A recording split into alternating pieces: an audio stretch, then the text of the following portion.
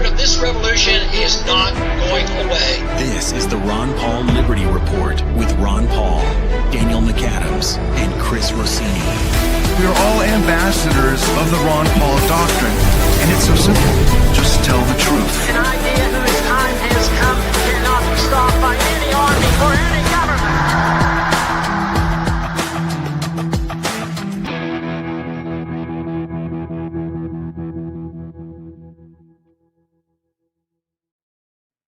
Hello, everybody, and thank you for tuning into the Liberty Report. With us today, we have Daniel McAdams, our co-host. Daniel, good to see you this morning. Happy Monday, Dr. Paul. How are you? It's Monday again. It is again. That's good. We're back. That's good, and things are doing pretty good, except for the wars going on. Yeah. Any wars going on? Yeah. I understand that war that we, set out to cancel before it started. We've done that more than once. Yeah. It's ongoing, but it seems like maybe the people aren't that excited about it. Because I heard of a poll that was going on. The American people were claiming it is the most unpopular vote war going on in American history. Yeah. Now, what a way to celebrate our 250 years of perfect freedom and liberty. So we have, as a country, been going in and out of wars for a long time. Some were at least partially justified. A bunch of them, though, no business whatsoever when you think of our history since World War II. We've been in too many wars. It's breaking this country, and the disconnect is always something there. The people generally supported the wars, and they hated the consequence without seeing the connection. And I'm referring to, we spend a lot of money and we print a lot of money. We create a lot of inflation and more regulations and and shortages, and yet the people put up with this. Maybe there's something in here that we can find that maybe the people are sick and tired of it. Maybe they're seeing that this war is not necessarily such a grand idea, and we don't need it to go on. I would hope so, but at least that's a goal in my life, is try to minimize and eliminate wars. We've had people run, for office at the high level, and they are not all Republicans. And they're not only one person that says that they're going to not start wars and end wars, and then lo and behold, there is a necessity. Once they're in office, they are persuaded by the special interests, and I think that involves, a lot of the militarism that goes on, and that's corporatism and the welfare system that supports war against what the people want. And Daniel, I think what we're edging toward is trying to talk about and explain, well, Maybe there's some good news in this. The title of the article we're going to talk about, the Iran War is the most unpopular major conflict in U.S. history. Yeah. So we want to spread the message and tell people, wake up, folks. They don't need to be fighting so many wars if they're unpopular. Well, the strange thing is that how unpopular it is, and we'll show the numbers. Now, this is Stefan Semler, over at Responsible Statecraft, who put this article out, and he basically crunched the numbers, and it made a lot of waves over the weekend. But before I show some of the numbers, what is interesting, though, is because it is so unpopular, it's unusual to me that the Congress wouldn't be making more noise about it. The people don't want it, and they're just silent about it. So. No, it doesn't make any sense. One of the things that I wrote down on this when I was looking at is, why hasn't the Congress responded, in a positive way? Because, there are times, and there were a few votes here and trying to emphasize this, but how about starting the wars, suspending the wars? They never, even though they don't declare the wars properly. Yeah. They always say, well, we have to fund the wars because we have troops involved. We can't leave them stranded. But guess what? There is a way to save a lot of lives. Just don't get involved in unnecessary wars that have nothing to do with our national security or our freedoms. Absolutely. Well, we got a big super chat just now, Dr. Paul. Cody Nichols, $99.99. He says, please watch for my book, The Hidden Axis, releasing in 2 days. If my framework is correct, it can predict future global events and may explain how certain people are already using this knowledge to stay steps ahead of the public. Nice little ad for the book, but we do appreciate definitely the shout out and the super chat from the program. But now let's go over to Stephen's piece. If you can put up that first clip. The Iran War is the most unpopular major conflict in U.S. history. Now go to the next one. It's good to have these numbers. During an April Senate hearing dominated by debate over the Iran war, Defense Secretary Pete Hegseth battled down criticism from skeptical members of Congress, saying, quote, I believe we do have the support of the American people on this conflict. The author says Hegseth, it turns out, was wrong. 2 months later, we can now confidently say the Iran conflict is the most unpopular war in U.S. history. He goes on to explain what he did. I compared public opinion on the Iran war to previous major U.S. conflicts in May, but I hadn't quite reached the Vietnam levels war of unpopularity. But polling from June shows the Iran war has now sunk to negative 32% net support, below the negative 31% recorded in the final poll. That means 32 percentage points more people oppose the Iran war than support it. Now go to the next one. Here's his methodology. That alone doesn't capture how historically unpopular the Iran war is. Based on my analysis, updated analysis of 153 public opinion surveys across 7 major U.S. conflicts, the Iran war is the most unpopular U.S. war in history in at least three ways. Number one, the Iran war started with lower public support than any other U.S. war. We have some charts we'll show you later on this. At negative 13, it's the first war to begin with negative net support. Number two, the Iran war currently has lower public support than any other U.S. war. At negative 32, it trails even the infamous Vietnam War in popularity. And three, at no point have more Americans supported the Iran war than opposed it. In terms of net public support, it is the first U.S. war to be fought entirely underwater. You know, this 13% I think is important because it is a low number, and the people are geared to thinking that it's not good to have all these wars. But when we talked about the Middle East war, it was hardly even mentioned because nobody thought they were for it. You know, they knew something was going on, but nobody seemed to object to it. But the 13%. But you know, and there weren't people supporting the war, in the Middle East and here, but then you had this barrage of propaganda, the television sets and the politicians and all explaining why this war is very necessary, and it's a part of our necessity of making sure the world's safe for democracy and all that other nonsense, and that they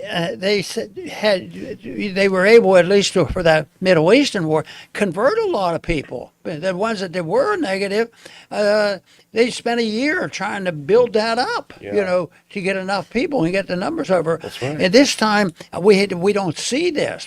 Maybe it's their technique of militarizing the sentiments or something. Yeah. But this is a little different because they have the same tools. That maybe it's the younger generation, because I always thought that I had a pretty good reception on giving the position that we have now during the campaigns, and they were strongly in favor of staying out of the wars. They were all young people, the ones that either realized they'd be paying for it or they'd be drafted or whatever. So that's this hope we can see something positive about that.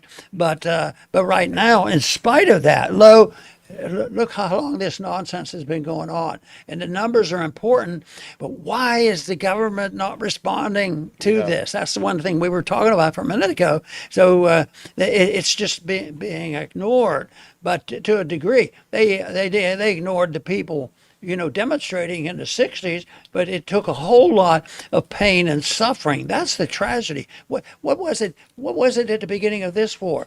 This is not a real war. Yeah. We just want to straighten out the world, and we're going to do this. There's nothing to it. This is a backward country. We can take care of Iran just like we did Venezuela. We're going to walk in and we'll own that country in no time. And that meant they had anybody who said that had no understanding of the history of that area, because we've been doing this, actively participating in the control and the manipulation of Iran ever since 1953 in a bold way. Yeah, absolutely. Well, you make an important point, I think, here, which is that we do remember in the run-up to the Iraq War, we were constantly being bombarded with propaganda. The neocons were on full display. You even had Colin Powell being trudged out and put in front of the UN, telling us that Saddam Hussein was about to bomb us, and he's got this little test tube. It was literally war propaganda for at least a half a year or more. And at the beginning of this Iran war, which is a much larger war against a much larger country, they didn't even try. There wasn't a lot of propaganda. We woke up on the morning of the 28th of February and the bombs were flying. And nobody seemed to care that the American people, much less the U.S. Congress, were not consulted at all. And what I wonder about that is, have we reached a point where the oligarchy that runs this country simply doesn't care at all what the people think? There's no reason to win the people over on this. Let's just do it because they don't matter. That's a pretty frightening thing, I think. This type of thing that's going on has put a damper, I would think, on the celebration of the good things of America, because there are plenty of good things. Oh, yeah. I mean, we're not preaching, I know people who leave U.S. because they get tired of it all, but most people are very, very happy, and I believe that the numbers of thousands of people, they're not invading us. Some are for evil reasons, but most of the people would want to come here because we do live well and we have all these benefits, but there's a limit to that. And if we do this and we don't straighten out what's happening, fighting these wars, people are going to get finally turned out. What a way to celebrate 250-year history! But in a way, how many wars have there been? How many? Boy, I don't even want to think about it. How many people? Let's take the 20th century up till now. Uh-huh. How many people died because of our foreign policy that did not have to die? Yeah, millions. Yeah, and this is a thing that people would like to ignore, and they're complacent because it's so far it hasn't hit us, in the face where we had to be involved. But I'm delighted when I see young people saying, why are you old people starting these wars? Why do you have to go do this? And the propaganda machine has been powerful. You just mentioned how powerful the propaganda was for the Mideast wars when they were getting the people all churned up about that. Yeah. And I mean, in Afghanistan in World War II, it wasn't so much of an issue because, the official narrative on the attacks on Pearl Harbor and then the 9/11 attacks, people were already pretty irritated and they wanted wars. But now go to this chart. Now this is this is public support, starting net support for the war. So when the war started, this is the net support. On the left, you have World War II. 95% supported it. Obviously, on the heels of a lot of propaganda, but also of something real, which was Pearl Harbor. Korea 45, Vietnam 37, the Gulf War 57. That's the 1990 war. Afghanistan, again, after 9/11, you had 80% support. Iraq 52% support in 03 when it started. Iran negative 13. So you started deep underwater with this war. And now go to the next one, and here's how it ended. not that it's necessarily ended. We'll call right now a pause. The ending support, so from 90, you're down to 62 in World War II. People were tired of it. Korea, down to only 14% when the war ended. Now, Vietnam, of course, negative 31% support at the end. The Gulf War had 21% of support. Afghanistan at the end, -1. Iraq, -14. And then Iran, although not necessarily completely over, negative 32%. Dramatic lack of support. Go to the next one now. This is another chart. Maybe hard to fit this on the screen because it's more vertically oriented and hard to read. But you can see there on the left bottom in red, the Iran war started out way underwater and has continued to drop like a stone. So extremely unpopular war. And what do the Democrats do? You wrote about this a couple of weeks ago, I think. The Democrats aren't out there pounding the table saying, get us out of this war. They're saying, why are you quitting? We need to do more bombing. At least the Democratic leadership, with a few exceptions. The biggest surprise of the statistics you just showed was the support given to the Afghan war. Yeah. That was a second, I think, to World War II. A tremendous amount of success. And if there was any time where people should have known better. In recent history, long-term history, Yeah. I've always told the story about when I visited looking into across the Khyber Pass and saying, there's tribes up there, they've never been conquered. Yeah. And that was when, and the Soviets were still in charge at that time. And then the Soviets, we helped get rid of them, didn't we? Yeah. We got rid of them. And then we still ended up with the people saying, well, this is a pretty good idea. But they changed their mind at the end. You notice at the end, they did wake up on that. Yeah. That was, I think that's the one that lasted 20 years that we had troops over there messing around. Until we had to run out with our tail between our legs, which we shouldn't have started. Now, I want to do one thing. I'm going to skip that next clip and go to the following one. Now, this is the response. Now, so the White House, obviously, it sees that there's a lack of support. The people are unhappy about this war. And I would say for the first time, people are feeling more of a direct result of the war. Your gas prices shot up really quickly after February 28th, and people understood that. What's happening. We're also seeing inflation. So people do feel it, and I think they're definitely connecting it with the war, especially the gas prices. And so the White House is trying to push back on this a little bit. If you go to that next clip, they're hoping that people don't think after reading this, because Carolyn Levitt, the press secretary, she is announcing very happily that gas prices dropped to $3.86 a gallon, the lowest national average price since March. Of course, not saying that 2 weeks prior to that, they were about $1.70 a gallon less, at least.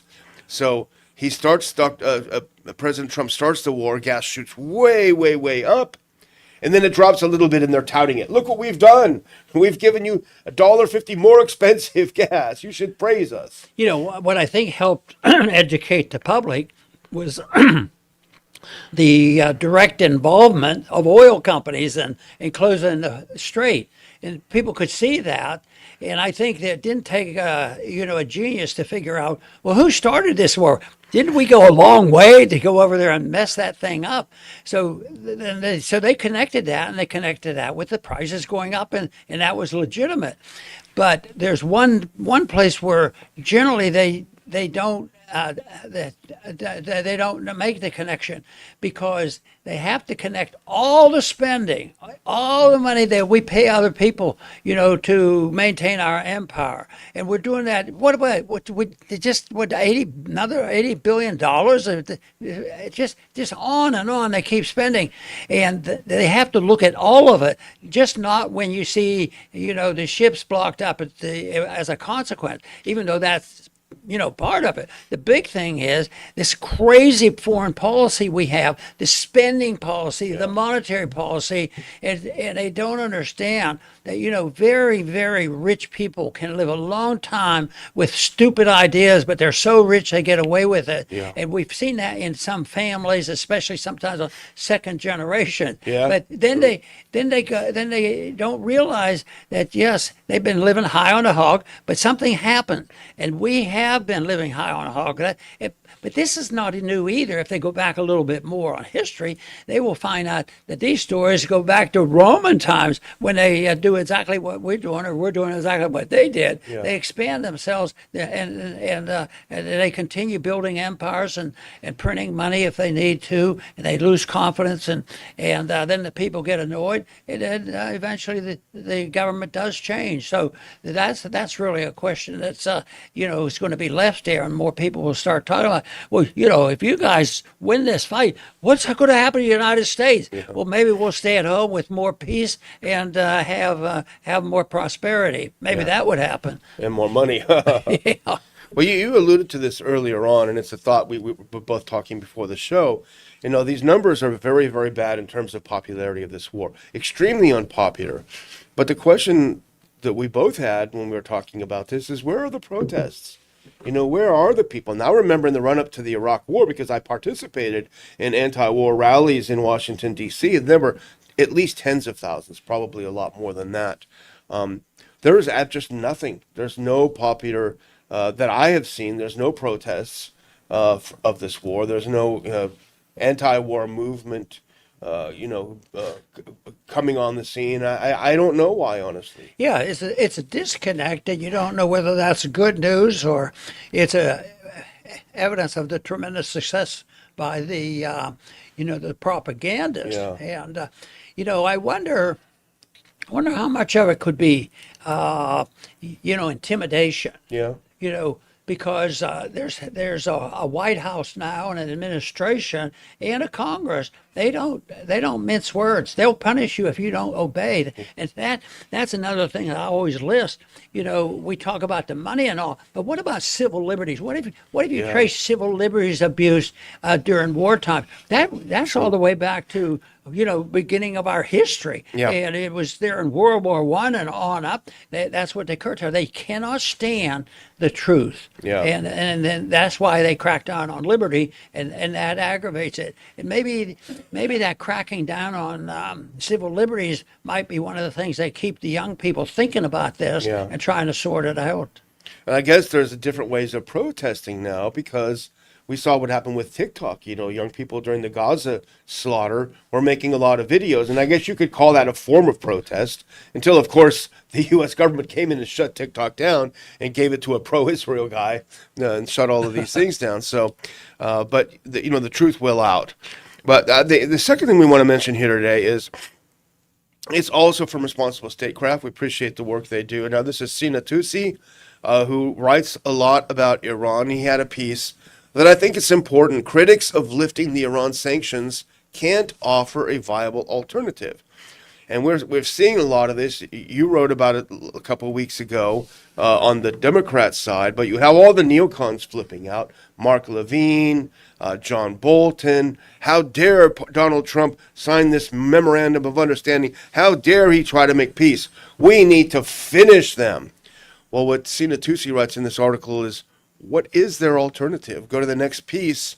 Washington's Iran hawks, including some Democrats and former Biden administration officials, are denouncing the Trump administration for agreeing to upfront sanctions relief and other confidence-building measures in its preliminary deal or memorandum of understanding with Tehran. But their criticism leaves one obvious question answered. What is their alternative other than another round of war? Trump did not arrive at these concessions because he suddenly discovered the virtues of diplomacy. He tried war first. And as he continues, it didn't work. So he tried the war. We threw everything we could at them short of a nuclear weapon. It didn't work. So the critics of trying to find another way out and around this, they don't really have any alternatives, and they're not presenting any. Yeah. And the efforts that they're making right now seems to be not accomplishing a whole lot. And we're seeing in our elections, I think you mentioned that some of the Democrats now are warmongering, and the young people don't like that and splitting that party. But and I've heard two things on the regular news about the support of the support for having to support the democratic socialists. Yeah. You know, why are they so popular? I happen to think it's very significant, but others say no, don't sweat it. It has nothing to do with philosophy or people changing their mind, and yet something's going on there that and I don't think the election this year. I think the most important thing will be how many of these democratic socialists. What if they have 10 of them in Yeah. Congress? I mean, 10 can make a lot of noise, but it does move. There's a lot of people thinking that way, which is challenging everything that we talk about. But I think the one thing that that the liberals, are usually the ones that's promoting all this nonsense. But I think the one attack that I would have if I were in a debate with one, I would always say, why are you guys so pro-gun? Yeah. Everything you want a gun, and you want to do this. And if you don't do this, if you don't pay your taxes, or if you say this or do this, you have to have a gun pointed at you. Yes, but they don't want your guns. Yeah. They come in here, and that's all that democratic socialism is all about, and it becomes an economic issue and whatnot. But I think that people ought to be prepared for some unpredictable events now with this election. I don't happen to agree with the people who say this is just one issue. Just the mayor of New York City. Well, that's why it's a big deal, and so it is splitting the country. But splitting the country isn't necessarily evil if it's splitting between good and evil. Yeah. And freedom and prosperity and peace rather than war. So you do want to have a split. You want to have a discussion though, and follow Leonard Reed's advice. When you want to work for those kind of changes, you can do anything you want as long as peaceful. Yeah. Yeah. Anything peaceful we can do. Well, probably, I mean, this is a little off the topic, but I think probably the reason for some of the success of people like Mamdani is his ability to communicate clearly and effectively with people instead of the bromides that are offered by what passes as the right in America. Yeah. There's no right-wing populism. Trump sort of poured cold water on it. And I mean, he hijacked the idea of right-wing populism, a Buchanan type, philosophy of right-wing populism. He harnessed that and was elected and then dropped it like a hot potato to become an oligarch, to enrich his family, his friends, to have mafia guys doing the pools and this sort of thing. So there hasn't been a conservative response. And so people like Mamdani, who are very good communicators, young, attractive, appealing guys, the only silver lining in the Mamdani phenomenon is it's just showing how hollow AOC really is, right? Yeah. Because she mouthed a lot of those platitudes, but she only could talk the talk, not walk the walk. That's right. So back to the war. Now go to the next one. This is Sina Tusi again talking about how critics don't have any idea. They don't have any better ideas than to try to solve this thing. So here's what he wrote. The campaign, i.e. the war, starting on February 28th, was extraordinary. Roughly 13,000 sorties in less than 40 days, making it one of the heaviest air assaults in modern history. Its targets extended well beyond military facilities to include steel factories, pharmaceutical companies, universities, schools, we know that one, water infrastructure, police stations, and other sites intended to cripple the Iranian state and force capitulation. It didn't work. Iran did not collapse. It fought back. It inflicted significant costs on U.S. bases and regional partners, shut the Strait of Hormuz, and emerged with much of its military infrastructure underpinning its asymmetric military capabilities still intact. Its missile and drone forces survived in substantial numbers. Its underground military infrastructure largely endured, and according to multiple reports, is already rebuilding faster than expected. So that they tried the war route. It didn't work. It didn't work at all. So what are these critics, what is their solution, Yeah, they don't understand that, we might have 10 times or 100 times more power and weaponry and money, but they don't understand, which takes care of Afghanistan, and that is, what is the home folk care about? Are you fighting for your homeland? And I think that that's the way the people were when on 9/11. The people came together. They didn't understand everything that brought it on. But boy, when you're attacked at home, the people come together, and this is what they're doing. They come together, and we say, we could take care of that. We took Venezuela, but is the big question is back when in '53 they say, oh, we put our guy in Iran. And it lasted for a while until in the 70s they got rid of Our guys. the dictator we put in. Yeah. So Well, I want to do one final clip, and I just want to preface it by saying I'm not picking on this person. I happen to like this person. I think he's very talented in the things that he does, but I just want to offer it as an example, as an answer to Cena's question. What would you do as an alternative to signing this memorandum of understanding of deconflicting, giving them some of their money back, and trying to get back to normal as much as possible? What is your alternative? Well, this is what you might see from a lot of voices on the right, and sadly, even the Christian right. And if you put that next one up, again, I'm not picking on this person. I happen to like Robbie Starbuck on a lot of things that he's done. But of course, in foreign policy, he's unfortunately a bit of a neocon. So here's what he said. Whether you support the Iran war or not, we all want it to end, right? If so, I genuinely think only a very public execution of their leader will get it done at that point. If the next one doesn't play ball immediately, do the same with him. That's how I think you finish the war. To which Kim Iverson, who is kind of a right-wing populist, she said, we tried that already, which of course we did. And I think, so out of frustration, this knee-jerk reaction is, we just have to kill a few more of them, and then a few more, and then a few more, and then a few more, but it never works. have you ever thought that might do exactly the opposite? The opposite, yeah. Opposite. That'll energize the people who have been complacent. Yeah, absolutely. So, well, I'm going to sign off and thank everyone for tuning in on this Monday. I am looking at our YouTube, and we have a nice viewership, but our thumbs up are only 69 thumbs up. You guys can do better than that. There's 160 watching right now. Do some more thumbs up, guys. It doesn't cost a penny, and it helps us get the show out and about. The same is true, please, on X, or if you're on Rumble. Give us a little bit of love to keep the show going, and we definitely appreciate it.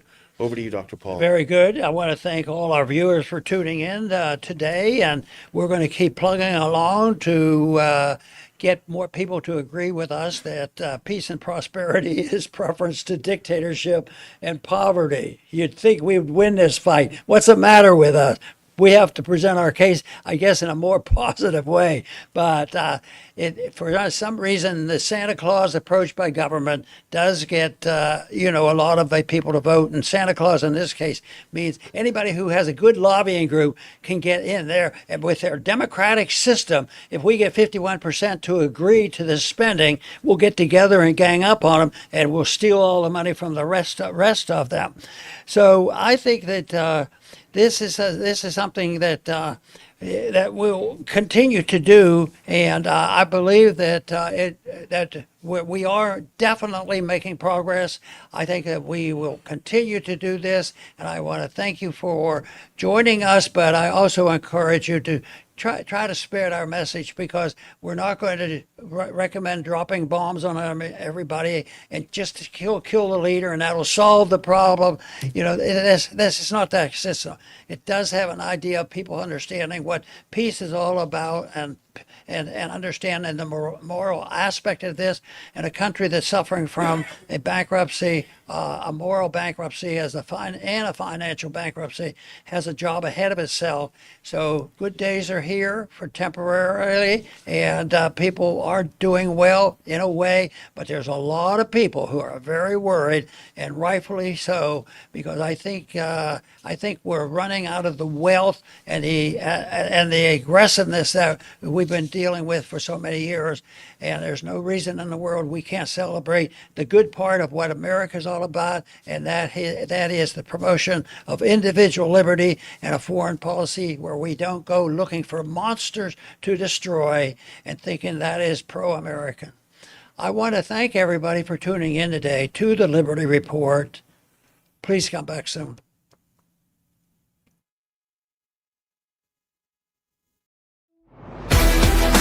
Thanks for watching the Ron Paul Liberty Report.